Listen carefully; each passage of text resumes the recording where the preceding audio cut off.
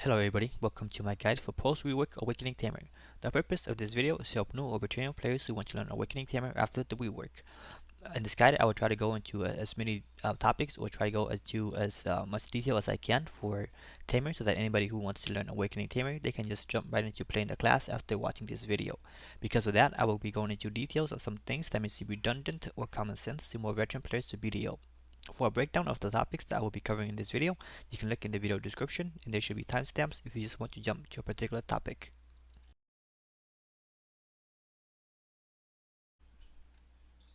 Tamer is a unique class in BDO due to her pet Heilang. Unlike other pet classes in BDO, Tamer's pet is always active and it's more interactive with the player. For example, she can ride Heilang as a mount or use Heilang to set traps in the battlefield. In combat, Tamer plays the role of an assassin. She is very good at quickly bursting down her enemies at close quarter combat by using her burst movement, quick CCs, and using a skill called Beast Rampage. Because of that, and because of her pet, she is considered one of the best duelists in the game. In PvE, she shines in areas where mobs are packed tightly, in areas where mobs cannot be stiffened or be stunned. This is because her AoEs are very small and her mob aggro skill applies a stiffness CC.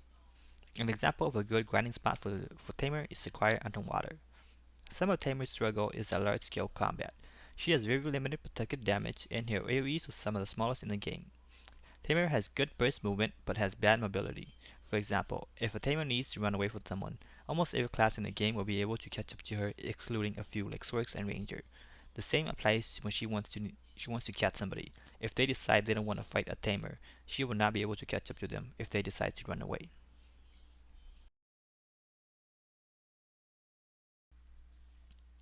Like Ninja and Kuno, Tamer uses the short sword for her main weapon. For her awakening weapon, Tamer uses the celestial bow staff. And for her sub-weapon, or her offhand, Tamer uses the trinket. Tamer is a magic class. This means that she uses magic damage instead of melee damage, even though she uses the short sword. However, unlike other magic classes, such as witching wizards and sages, she is not affected by cast speed. Tamer is instead affected by attack speed. So when you are trying to increase how fast you attack with buffs and crystals, keep that in mind.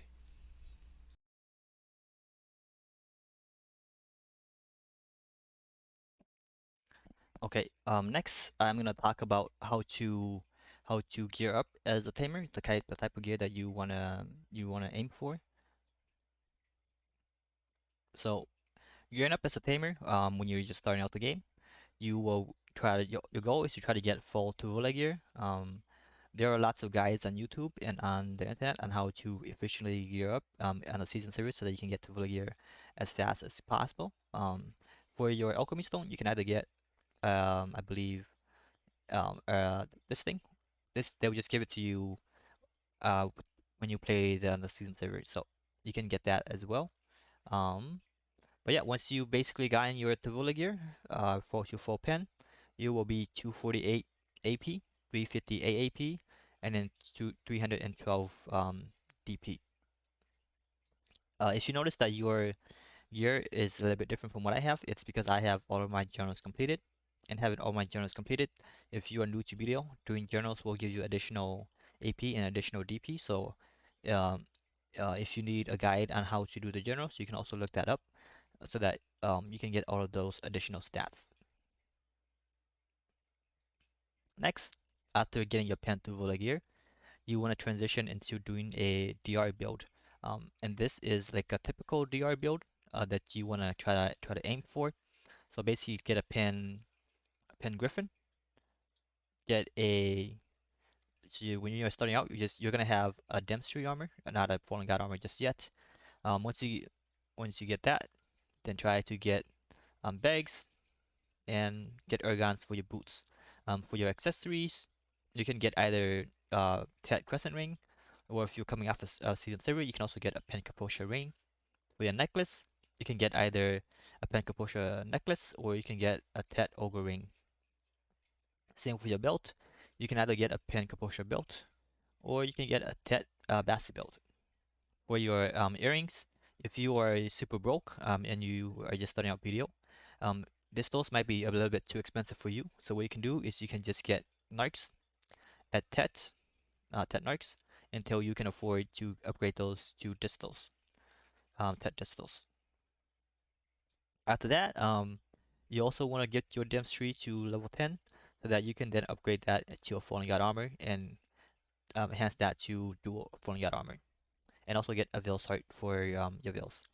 Once you've gotten to this point, you basically have the generic AP build for Tamer.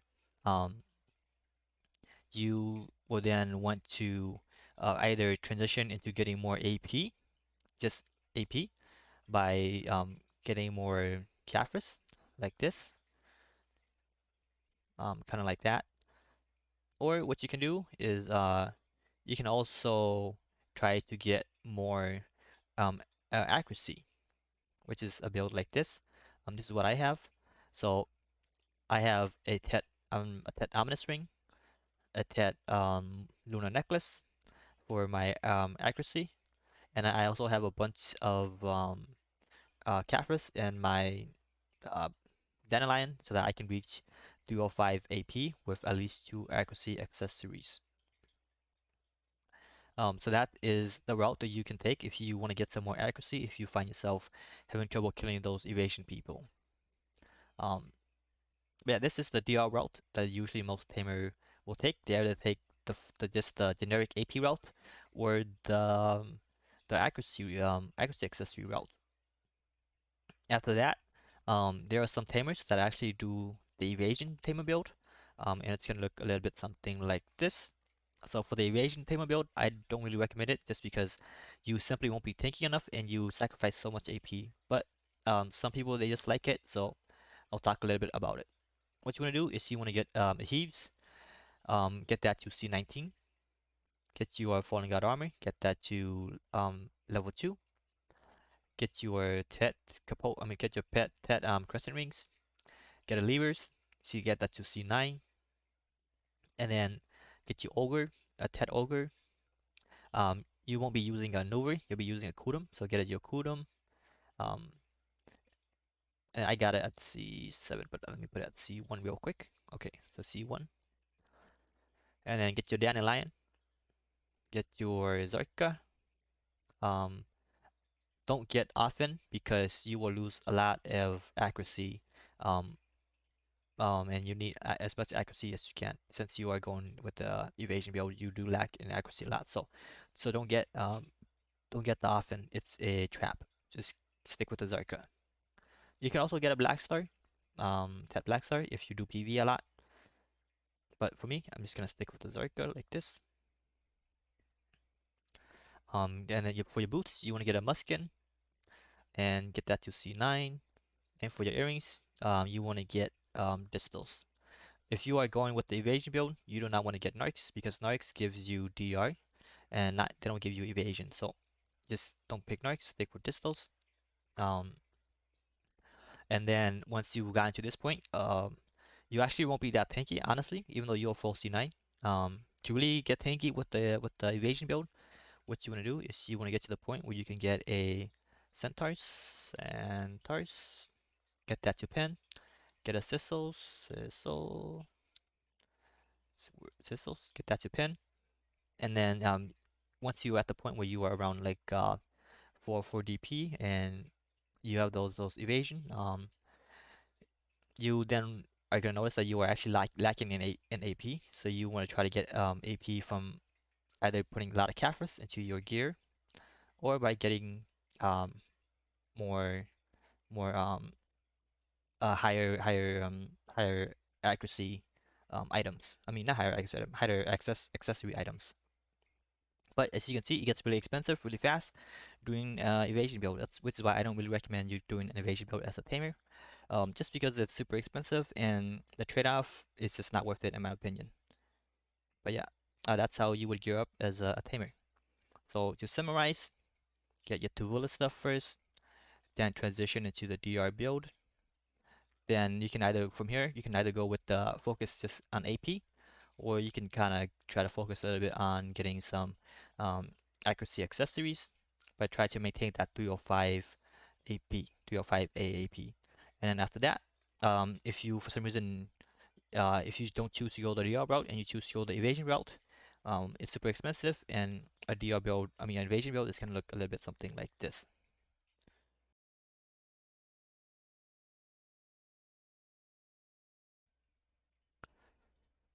Okay, next I'm gonna talk a little bit about the different type of crystals that I use in my gear.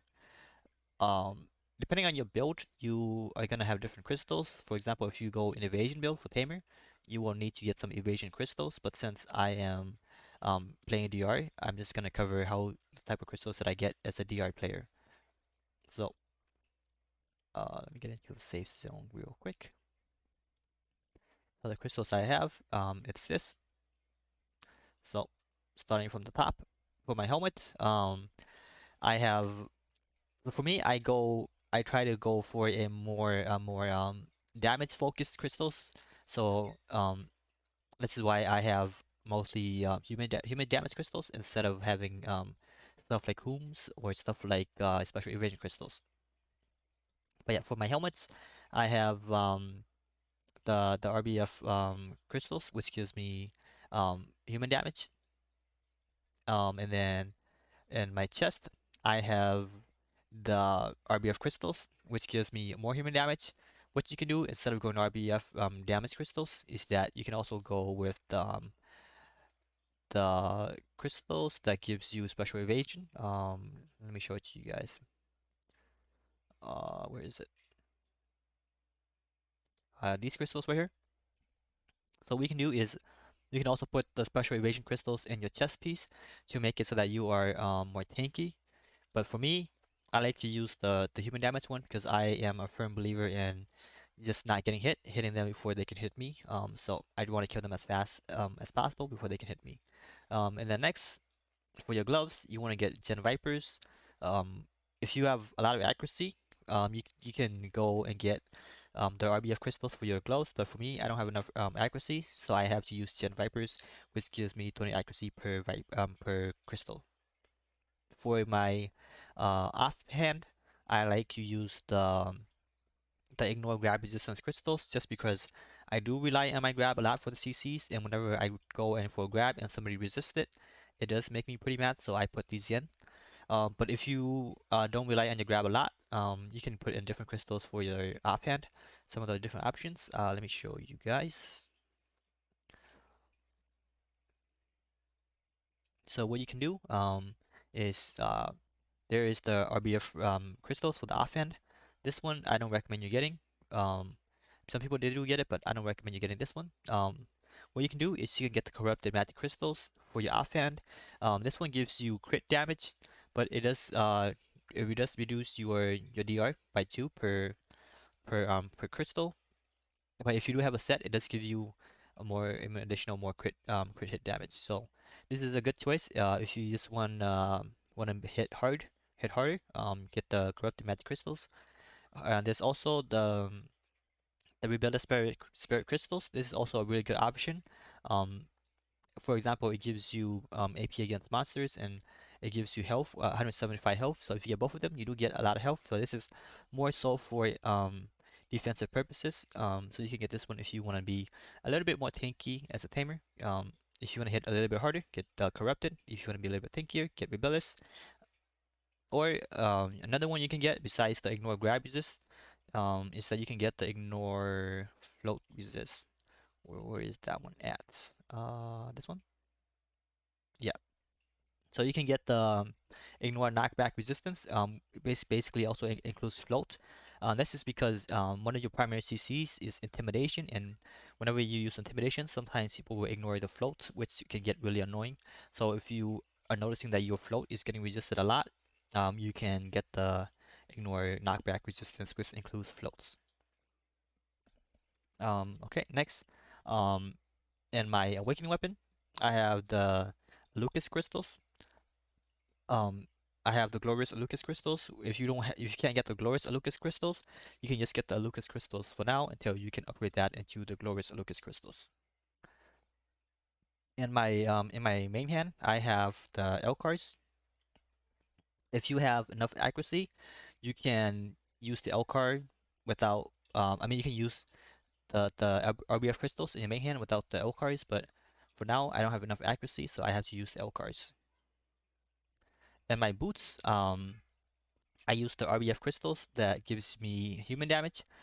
So what you can do here is you can either get the human damage one or you can get the RBF adamantines. which are these magic crystals, and then my shoes. So what we can get is you can get RBF crystals of adamantines, and what this does is that it does give you knockdown and resistance, and it also does give you stun and stiff resistance, um, which is really good. Basically, it gives you more survivability. Um, but what I do is I like to get the human damage one because I am a firm believer in just getting hit. I mean, and not getting hit, and just hitting them before they can hit me. But yeah, that's how you would build your different type of crystals for a DR build.